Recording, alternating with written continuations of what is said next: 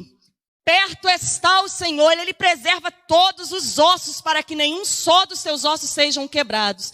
Saiba disso, perto está o Senhor. Perto está o Senhor e Ele tem garantido a sobrevivência dos irmãos. Eu quero reafirmar o propósito deste ano. O ano da esperança não morreu. Eu posso ouvir um glória a Deus por isso? Amém. Louvado seja o nome do Senhor. Abra sua Bíblia comigo. Carta de Paulo aos Filipenses, capítulo de número 4. Filipenses, capítulo de número 4. Louvado seja Deus.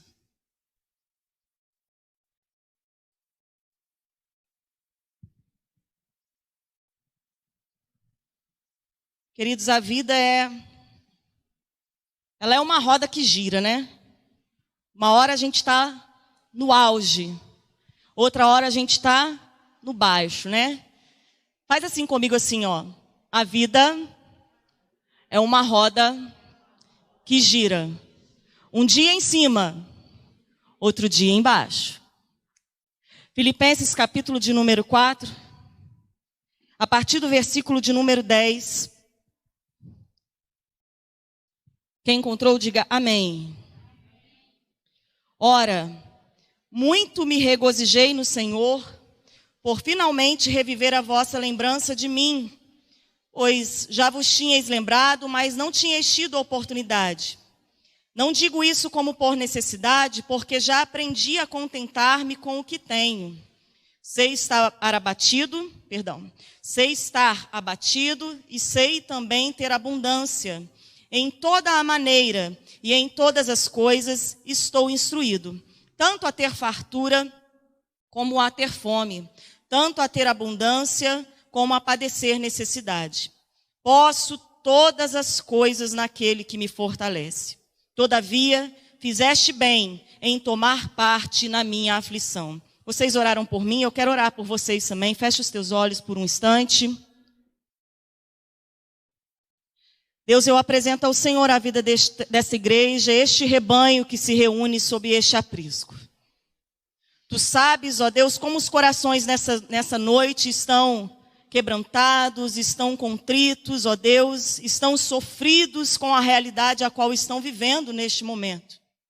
E eu rogo ao Senhor para que eu seja consolo para essas vidas.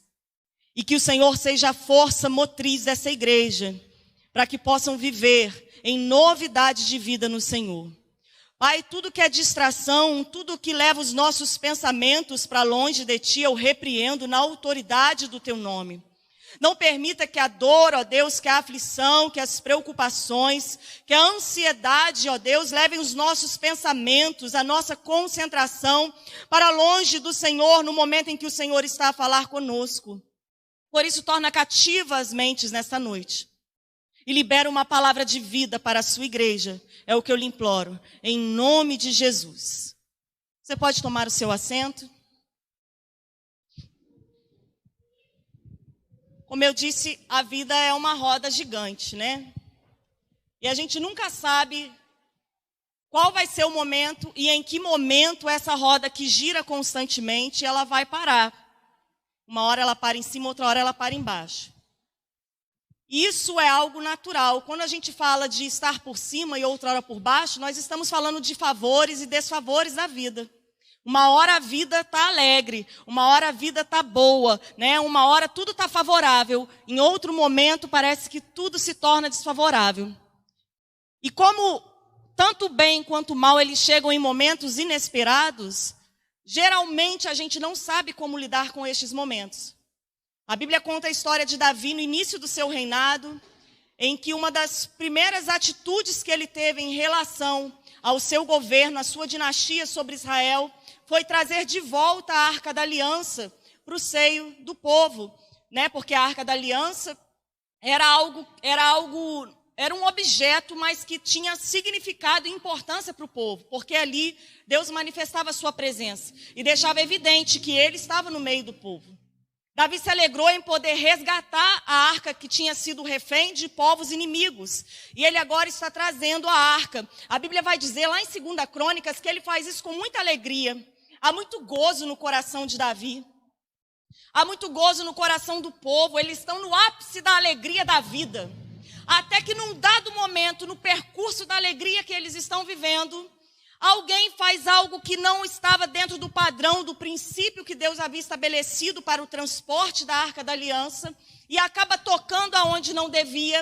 E no auge da satisfação de estar trazendo a arca para o meio do povo, alguém morre. E aquilo que era gozo, aquilo que era alegria, de repente se transforma em tristeza. Davi não estava preparado para isso. Ele não estava pronto para sentir um momento de alegria, de tristeza em pleno momento de satisfação a qual ele estava vivendo com o seu povo. E não sabendo o que fazer diante de tamanha tristeza por causa da perda de um dos seus melhores soldados, ele simplesmente para onde aconteceu a morte, aonde o luto se deu. E ele deixa a arca lá guardada, lá naquela mesma terra, porque ele entendeu que carregar a presença de Deus era um perigo para o seu povo. A arca fica lá. E eles agora estão em profunda tristeza.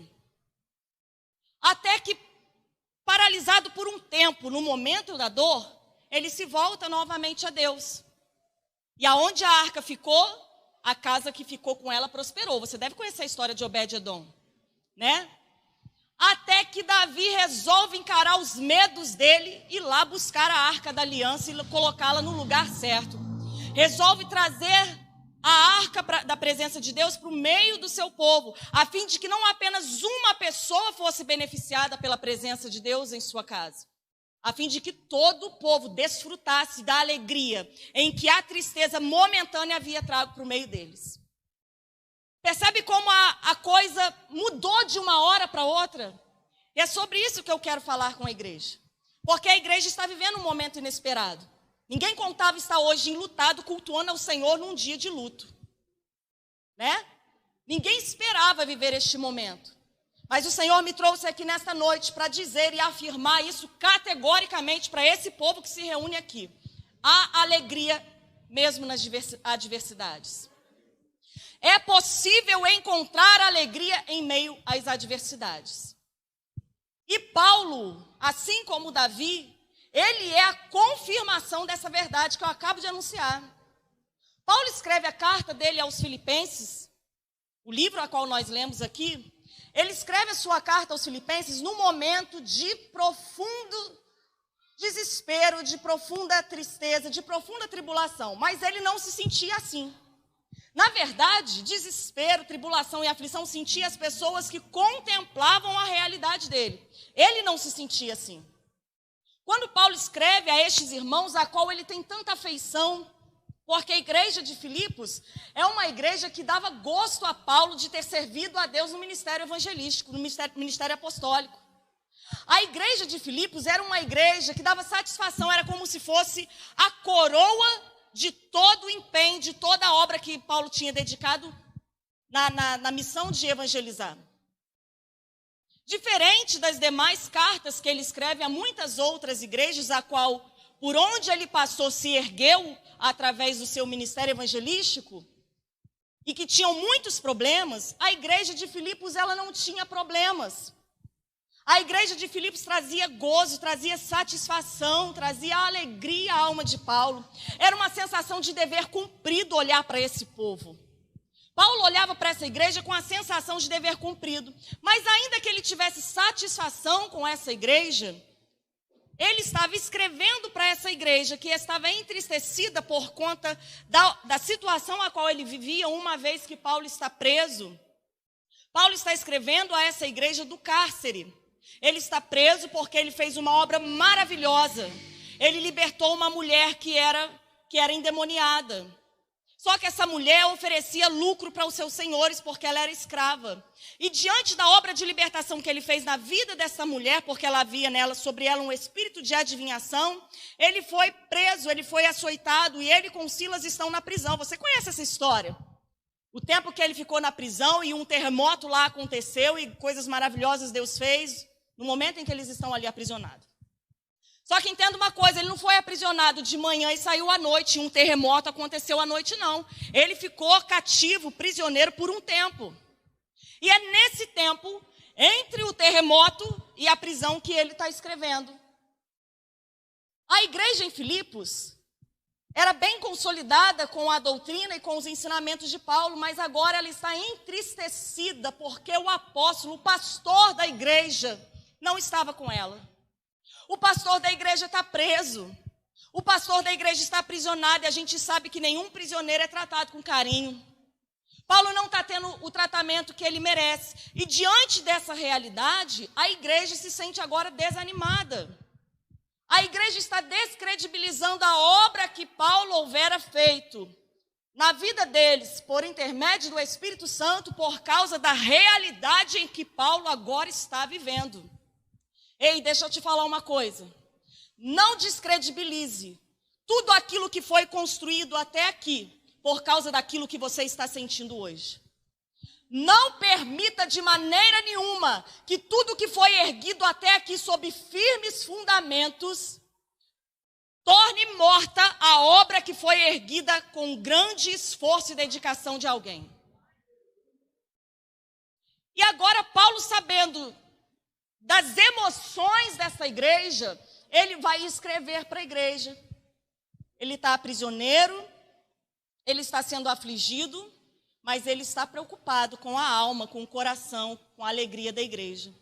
E para a igreja ter certeza que ele estava bem, aonde ele estava, ainda que fosse prisioneiro, ele vai iniciar a sua carta dizendo: dou graças ao Senhor por vós. E todo tempo, quando eu vou orar por vocês, eu faço com súplicas diante do Pai, porque vocês são a coroa do meu ministério. Ele vai dizer para a igreja: uma vez mais me alegrei no Senhor por vossa causa. Essa era uma igreja que dava alegria ao coração de Paulo. A satisfação da caminhada dele estava no resultado que um grupo minoritário apresentou por conta da dedicação de todo o trabalho que ele tinha tido através do seu ministério e da sua chamada. E aí ele está tentando agora animar esse povo. E sabe o que ele está tentando gerar, buscando gerar no coração da igreja? Alegria em meio à adversidade. O Senhor me trouxe aqui para afirmar isso para vocês, e eu vou falar isso mais uma vez. Há alegria em meio às adversidades da vida. E o Senhor quer encher o seu coração de alegria nessa noite. Não tenha medo de sentir alegria, mesmo que você esteja lamentando a perda desse tempo. Não tenha medo de sentir alegria, porque ele veio aqui nesta noite, assim como quando Paulo escreveu aos Filipos, para alegrar o coração dos filipenses, dizendo: eu estou alegre com a obra que Deus tem feito na vida de vocês. O Senhor me trouxe aqui para alegrar o coração da igreja e dizer para vocês: eu estou alegre com a vida de vocês. Se alegre pelo que já foi feito na vida de vocês. Se alegre com isso. Bianca, como que eu faço isso? Porque agora tudo que eu sinto é dor. Tudo que eu sinto é vontade de chorar. Tudo que eu sinto é vontade de ficar quieta. Tudo que eu sinto é vontade de ficar lá no canto. Como que eu faço isso, Bianca? Onde que eu encontro alegria em meio às adversidades? A palavra de Deus vai nos orientar. Versículo de número 10. Paulo vai dizer: eu muito me regozijei no Senhor. A alegria em meio às adversidades está na comunhão que se tem com Cristo e um com os outros. Me regozijei no Senhor por finalmente reviver a vossa lembrança de mim. Ele se regozija no Senhor, e ele está se regozijando no Senhor por causa de quem? Por causa de uma obra que a igreja estava fazendo. A igreja tinha enviado alguém, uma pessoa de nome difícil, que eu não vou me atrever a dizer, para poder levar alguns donativos para Paulo na prisão. Eu não sei se alguém aqui já visitou alguém na prisão, mas geralmente se leva um bolo, uma pasta de dente, né? Não tem uns lances assim? Um sabonete, um shampoo, um cobertor. E Paulo estava recebendo dessa igreja uma atenção especial. O fato dele ter sido lembrado na prisão alegrou o coração dele, porque quando alguém fez algo por ele, algum dos seus irmãos fez algo por ele, ele sentiu que o próprio Deus estava fazendo por ele também. E aí ele pôde encontrar alegria em meio à situação a qual ele estava vivendo. Como que eu encontro alegria em meio à adversidade, Bianca? Em meio à comunhão entre os irmãos e o Senhor. Salomão, ao escrever no livro de Provérbios, capítulo de número 18, verso de número 1, ele vai dizer assim: aquele que se isola, ele segue o seu bel prazer e se rebela contra a sabedoria. O Senhor nos fez seres relacional. O Senhor nos fez para o relacionamento. E quando a gente entra num momento de dor, quando a gente vive um momento de dor, atravessa um período de vale, de deserto na vida, é natural que a gente queira se isolar. E é aí que está o perigo. Porque quando você se isola, quando você se coloca num quarto escuro, quando você recusa estar entre pessoas, você alimenta ainda mais a sua dor. Você fortalece ainda mais a sua dor. E você precisa enfraquecê-la para que a alegria do Senhor possa surgir em meio à adversidade. Por isso você precisa encontrar prazer na comunhão, primeiro com Deus, segundo com os irmãos. Diga para a pessoa que está ao seu lado assim: não se isola. Deus nos fez seres relacionais, fomos criados para o relacionamento. Quando Deus fez o homem, ele viu que ele não era bom que ele estivesse só. Quando Deus colocou o homem lá no jardim, um lugar maravilhoso, ele tinha de tudo.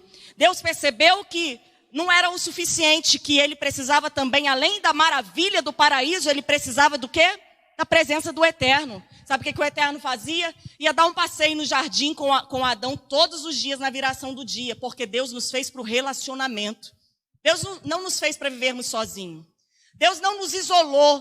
Ele quer que você tenha comunhão e encontre prazer nessa comunhão. Olha para a pessoa do seu lado e fala para ela de novo: não se isola. Igreja, o que é que o Senhor está falando? É tempo de estreitar ainda mais o laço de comunhão uns com os outros. É tempo de buscar a Deus mais do que você já buscava. Se quer ter alegria em meio à adversidade, preze pela comunhão com Deus e com o seu irmão. Você precisa viver a comunhão. Porque toda comunhão vai te levar, todo relacionamento entre homens e com Deus vai te levar a viver experiências marcantes que não vão permitir que você fique paralisado no lugar da sua dor. Olha, eu paro para pensar, mas pensa comigo, nós estamos falando de Paulo, um dos maiores apóstolos bíblicos que nós temos aqui registrado nas Sagradas Escrituras. Se Paulo não tivesse tido um encontro com Deus na estrada de Damasco, ele seria o apóstolo da qual está escrevendo a carta aos Filipos? Ele precisou entrar no relacionamento com Deus. Ele precisou entrar no relacionamento com o apóstolo. Porque senão tudo que ele viveria, tudo que a vida dele regeria, ou melhor, se limitaria a tudo aquilo que a escola de Gamaliel ofereceu para ele. Um conhecimento superficial e não sobrenatural do Deus a qual ele mesmo proclamava e defendia. Relacionamento. Se Jacó não tivesse tido uma experiência com o Senhor Deus no caminho para a casa do seu tio, dos seus parentes, ao fugir do seu irmão Esaú, ele continuaria sendo um enganador. O Senhor está falando: eu quero levar esta igreja muito mais além. Eu quero levar esta igreja muito mais além. Mas para ir muito mais além, é preciso ir além no seu relacionamento com Deus e na sua comunhão uns com os outros. Porque é na comunhão que nós nos fortalecemos. Busque se relacionar, não se isole, e você encontrará alegria em meio à adversidade. Uma outra forma de encontrar alegria em meio às adversidades é desenvolvendo instinto de sobrevivência. Nós temos um Deus provedor, sim ou não? Ele é provedor, ele é Deus de providência, ele sempre chega na hora certa, não é?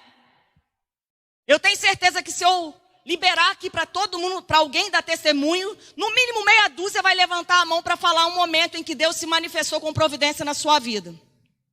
Aquela conta que estava pendente, ia lá e ia cortar, ele apareceu lá e fez uma obra. Em meio àquela dor, Deus levantou um irmão para ir lá na sua casa orar com você, né? Deus sempre manifesta providência na vida do cristão. Mas nós precisamos também, além de estar diante da providência, desenvolver instinto de sobrevivência. Paulo vai dizer, não digo isto por necessidade quando ele está falando do que ele está recebendo dos irmãos, a providência de Deus chegando para Paulo. Mas ele vai dizer, porque já aprendi a contentar-me com o que tenho. Sabe o que ele está falando? Eu sei sobreviver com aquilo que eu tenho, nada mais do que isso. Ele se tornou um administrador. Deus envia maná para o povo no deserto, porque o povo está faminto, o povo está pedindo para Deus fazer alguma coisa por eles. E Deus envia maná, e a Bíblia vai dizer que o maná vinha do alto dos céus, pela manhã, bem cedo, e caía sobre o orvalho do deserto. Deus mandava comida, sim ou não? A comida estava lá, não estava? Todo dia, Deus falhava na providência? Todo dia tinha maná do céu. Mas qual era o instinto de sobrevivência que aquele povo tinha que ter? Administrar o que Deus mandava para eles. O que é que Deus fazia? Deus mandava e a obrigação deles era colher pela manhã, antes que o sol do meio-dia derretesse tudo aquilo que Deus mandou logo pela manhã. Deus vinha com a providência do alimento, mas o povo tinha que ter pelo menos 3 atitudes como instinto de sobrevivência. Primeiro, prioridade. A primeira coisa que eles tinham que fazer quando acordasse era colher. Segundo, eles tinham que ter disciplina, porque isso era uma rotina diária. Se não se levantasse todos os dias para amanhã para colher da providência, não tinha comida. Terceiro, eles tinham que ter bom senso, porque a Bíblia vai dizer que eles só precisavam pegar daquilo que era necessário. Eles precisavam confiar no Senhor no dia seguinte de novo. E isso fala de instinto de sobrevivência. Nós estamos falando de um homem que está declarando, eu aprendi a contentar-me com o que eu tenho. Ele aprendeu a administrar dia após dia aquilo que era providência de Deus para a vida dele. E quando nós falamos de nos contentar com aquilo que Deus manda, eu não estou falando somente de benefícios físicos, não estou falando somente de providências financeiras e monetárias. Eu estou falando de um todo na sua vida. Contentar-se com aquilo que se tem é se contentar também com o lugar a qual Deus te colocou. Com a posição a qual você ocupa onde você está. Deixa eu te contar um segredo. Nem todo mundo vai ser pastor. Nem todo mundo vai ser presbítero. Nem todo mundo vai ser diaconisa. Nem todo mundo vai liderar. Mas o Senhor está dizendo, se você aprender a se contentar com o que eu te dei, com o que você é, com a posição a qual você ocupa, você vai encontrar alegria no meio da adversidade. Ah, Bianca, mas eu vou ser porteira a vida toda. Se contenta com isso e faça disso a sua missão de vida. Se contenta com isso e encontra alegria nisso. Ah, Bianca, mas eu vou contar história para as crianças toda a vida. Se contenta com isso. Toma posse da capacidade que Deus te deu. Sabe quantas pessoas querem contar história para criança? Eu encontrei poucas na minha jornada. Se contente com aquilo que você tem, com aquilo que Deus fez para você ser. Administre a sua vida conforme a providência que Deus te dá todos os dias e você vai encontrar alegria em meio à adversidade. Alegria em meio à adversidade. E por último, você precisa ter disposição para aprender. E eu acho que essa é uma tarefa difícil. Eu digo por conhecimento de causa. Sentar aí para poder ouvir alguém tagarelar é fácil? Manter a sua mente concentrada no que estão falando é fácil? A Bíblia diz que tem que ter disposição para aprender. Paulo disse assim, eu sei estar abatido, sei também ter abundância, em toda a maneira e em todas as coisas estou instruído, tanto a ter fartura como a ter fome. Tanto a ter abundância como a padecer necessidade. Isto fala de alguém que se dispôs a aprender com as experiências da vida. A vida ensina. Diga para a pessoa que está no seu lado, a vida ensina. Diga mais uma vez, seja aprendiz da vida. Sabe por que muitas vezes se torna chato a aprender? Porque você não se dispõe ao aprendizado. Sabe por quê? Muitas vezes você vive um círculo vicioso de mesmas experiências porque você não tirou proveito daquela experiência. E eu tenho um ditado que é meu: lição que não é aprendida precisa ser repetida. Se um aluno tem alunos do 5º ano aqui? 6º ano, 7º ano. Se você não se dedica ao estudo no 7º ano, os universitários também, acredito que tem algum aqui. Quando chega no final do ano e as suas notas não correspondem ao que você precisa para poder passar para o próximo ano, o que acontece? Você precisa repetir o 7º ano de novo. E que alegria que há no coração de quem pega o diploma e está escrito lá, aprovado. Há ou não há? Você pensa, valeu a pena. Ah, valeu a pena. Cada cola, não, valeu a pena aprender. Valeu a pena cada burlada de aprendizado. Não, valeu a pena aprender e romper com essa etapa. Paulo está dizendo, eu aprendi a ter fome, eu aprendi a estar com a barriga cheia, eu aprendi a ser humilhado, eu aprendi também a ser exaltado. Em todas estas áreas eu tenho experiência. E é nas experiências que ele encontrou força no Senhor. Tudo posso naquele que me fortalece. A força está em quem? Está em Paulo? Não, a força está em Deus, que o capacitou a aprender com aquilo que a vida tinha a lhe ensinar. Você precisa ter disposição para aprender. Seja um aprendiz da vida. Bianca, é muito chato sentar para aprender. E quando eu falo de disposição para aprender, eu não estou falando de algo metódico e acadêmico. Eu estou falando de você tirar proveito de todas as experiências que a vida te coloca para viver. Todos os dias você tem uma experiência nova desde o momento que você acorda. Sabe por quê? Porque Deus investiu na sua vida. O céu investe na sua vida para que você possa produzir e para que você possa viver a vida que Deus te prometeu com abundância. Porque Jesus prometeu isso. Ele quer que nós vivamos abundantemente. E quando eu olho para o cenário de Marta e Maria, vocês se lembram dessa história? Jesus está na casa de Lázaro. E agora ele começa a ensinar, porque ele era mestre por excelência. E apesar de Maria e Marta terem as suas atribuições domésticas, Maria escolhe dar um tempo. Porque ela podia tirar muito mais proveito sentando nos pés de Jesus para aprender com ele, do que ficar ansiosa em querer que tudo esteja funcionando enquanto Jesus está falando. Deixa eu te falar uma coisa. Enquanto Jesus está falando, tudo está funcionando. Não precisa ficar ansioso. E aí, a irmã dela, Marta, vai ficar atribulada na alma, porque ela é uma pessoa disposta a servir. Ela é uma pessoa dedicada ao serviço e à responsabilidade que ela tem com aqueles que estão hospedados na sua casa. E de forma alguma eu estou aqui condenando Marta.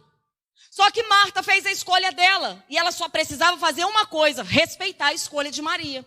Por quê? Maria escolheu sentar para aprender nos pés do Senhor. E a Bíblia diz que aquele que se dispõe a aprender nos pés de Jesus, escolheu a melhor parte. E quando nós escolhemos aprender com Ele, a Bíblia diz que isso não nos é tirado. Quando de fato você quiser aprender com todas as situações ao qual o Senhor te sujeita a viver, você vai poder transpor a próxima etapa. Sabe por quê? Ele quer te ver evoluir. E quer que você tenha a satisfação do selo de aprovação na sua vida. Só que tem que ter disposição para aprender. Tem que ter disposição para aprender. Posso todas as coisas naquele que me fortalece.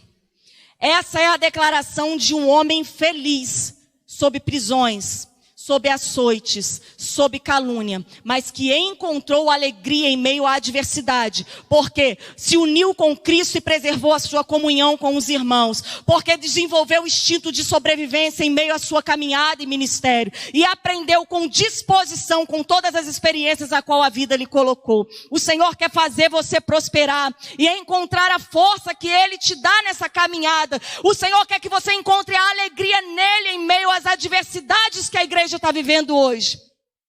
Mas você precisa se sujeitar à direção a que a palavra de Deus está nos dando. Não tem força em você.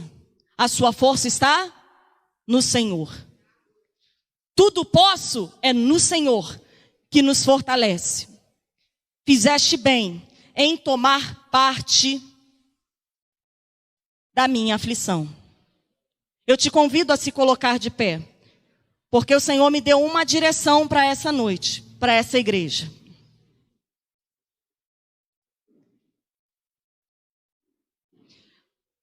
Há uma convocação do céu, da parte de Deus, sobre todos aqueles que aqui estão. Quem é a ovelha deste rebanho aqui? Quem é a ovelha deste rebanho? Erga suas mãos. Amém. Só a irmã visitante que não é a ovelha desse rebanho? Amém. Há uma convocação do céu para essa igreja aqui, porque Deus escolheu dar continuidade à história. Paulo, quando escreveu aos Filipenses, ele disse que aquele que começou a boa obra, ele a aperfeiçoará até os dias de Cristo Jesus. Aquele, vou repetir de novo para você compreender. Aquele que começou a boa obra, ele a aperfeiçoará até os dias de Cristo Jesus. O Senhor me trouxe aqui essa noite e falou: Bianca, leva a alegria para aquele povo através da minha palavra. Dá a eles suporte, dá a eles o que eles precisam para encontrar a alegria que eu derramo no meio dos dias difíceis. Só que o Senhor quer algo de ti nesta noite. Ele quer renovação de aliança. Não se preocupe, o Senhor é o bom pastor. E a palavra dele diz que o bom pastor nada deixará faltar. Ele te fará caminhar por pastos verdejantes. Ele te guiará sobre as águas tranquilas. Ele vai refrigerar a sua alma. Ele vai derramar óleo sobre a sua cabeça. Ele vai te ungir. Ele vai te fazer transbordar. Uma mesa preparada diante dos teus inimigos já está. E você se assentará para comer com o Senhor. Bondade e misericórdia te seguirão todos os dias da sua vida. Está na palavra de Deus. É palavra de Deus. E Ele veio aqui nesta noite para transformar a dor de hoje em alegria permanente, porque Ele tem pressa com a obra que Ele já começou. É noite de renovação de aliança. E Ele está perguntando: quem quer continuar comigo? Quem quer continuar comigo nesta boa obra?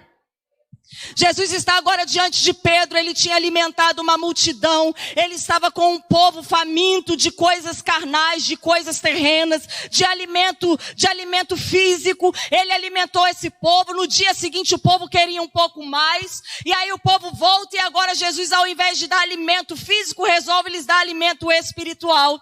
Mas não era o que o povo queria.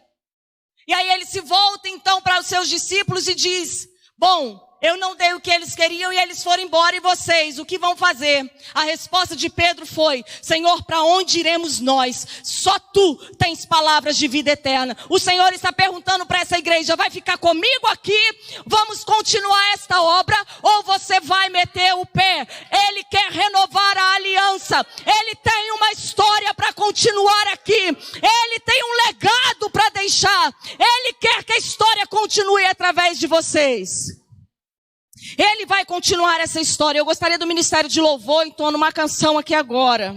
Aleluia. Aleluia. Há uma convocação de Deus para dar continuidade a esta obra. Não tem como chamar todo mundo aqui na frente, obviamente. Mas você vai erguer um altar aí no seu coração ao Senhor Deus agora. E se você quer experimentar a alegria que o Senhor derrama hoje sobre essa igreja, você vai colocar a mão, uma das mãos, na região do seu coração. Se você está disposto a continuar, dar continuidade na história, a levar o legado da história que continua através da sua vida, renovando hoje uma aliança com o Senhor, se comprometendo com a obra que Ele começou aqui, vai aperfeiçoar, a outra mão você vai erguer aos céus, em sinal ao Senhor. Não faça isso porque eu estou dizendo, faça isso porque você quer se comprometer com o Senhor seu Deus. É o seu momento com Deus. Feche os teus olhos e primeiro, derrama suas lágrimas diante dele agora. Deixa Ele secar as suas lágrimas. O Senhor quer pessoas comprometidas com o seu legado. Ele está perguntando, você tem este ministério ou este ministério te tem? Você tem esta obra ou esta obra tem a sua vida?